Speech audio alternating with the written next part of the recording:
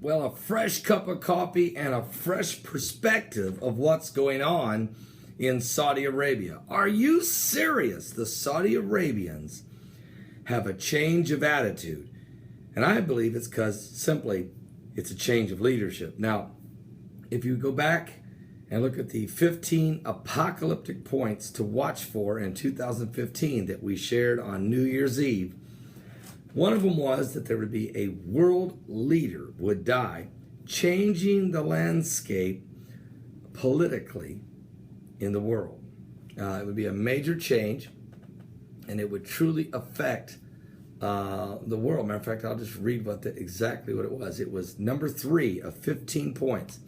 A world leader will die, changing things politically somewhere in the world. Well, 3 weeks after we released these 15 points, King Abdullah of Saudi Arabia died.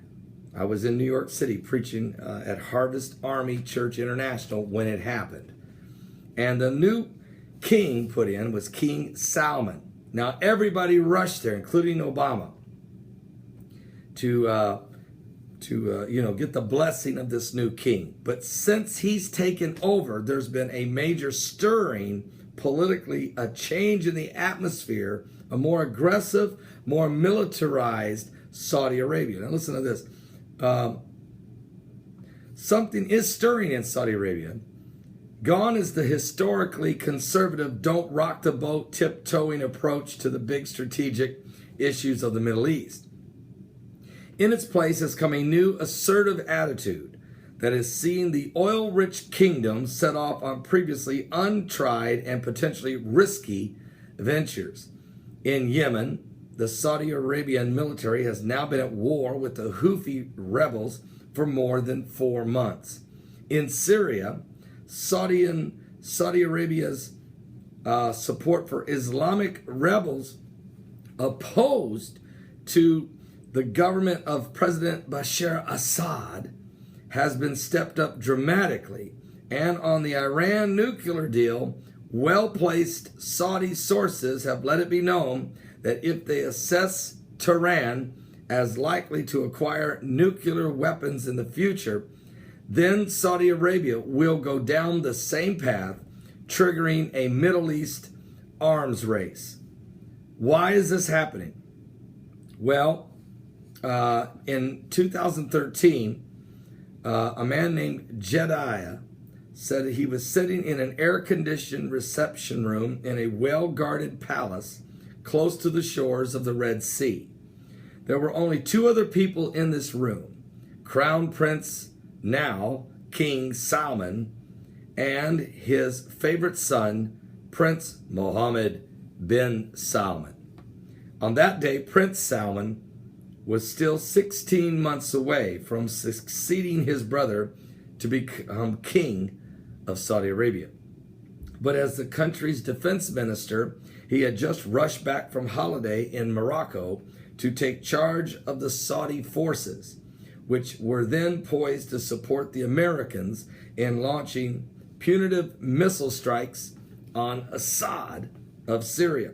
The missile strikes were supposed to be an international response to the widely held belief that the Syrian regime was behind the massive nerve gas attack of the civilians of Syria. It left hundreds of Syrian civilians dead. But thanks to the Russian brokered deal that saw Assad give up his chemical arsenal, or at least most of it. And where did he get it, by the way? Where did Assad get these chemical weapons? He got them from Saddam Hussein, who moved them from Iraq into Syria because the Allied forces, being led by the United States in 2003, 2004, were about to invade, looking for them. So that's where those were. We know that's where they were. And then Assad finally used them. So the current Saudi Arabian leadership is at a turning point, and even its turning point with dealing with the United States. The Saudis felt utterly let down by their longtime American allies. They have been hoping that the combined international military action against Assad and his regime would finally turn the corner in their country's civil war, removing the Iranians' closest ally from his position. Now, we all know Assad sits in a bunker in Damascus, protected by the Russians and his own private army. The rest of the whole nation of Syria is a free-for-all with Al-Qaeda, Al-Nusra, the Syrian rebels, and ISIS. I mean, this is a total mishmash mess of the Middle East. Syria fell 3 years ago, 2 or 3 years ago, whatever it was. They're gone. They're out of power. It's now a wide open, wild, wild west with Assad just sitting in his bunker. And so with this situation in place, you have the chaos, the destruction of Damascus, fulfilling scripture that was written in Isaiah chapter 17, verse 1. God certainly continues to change the Middle East. And with the death of King Solomon, we have seen a change politically somewhere in the world. It's in the Middle East. Keep your eyes open, folks. President Obama has lost all favor with the Saudis because in the Iranian nuke deal, he allows the Iranians to continue to have nuclear power, while the Saudi Arabians now feel totally betrayed by the United States. And not just the Saudi Arabians, but the entire Arab world feels that by the 6 superpowers teaming up with Iran, they've left all the rest of the Arab nations vulnerable.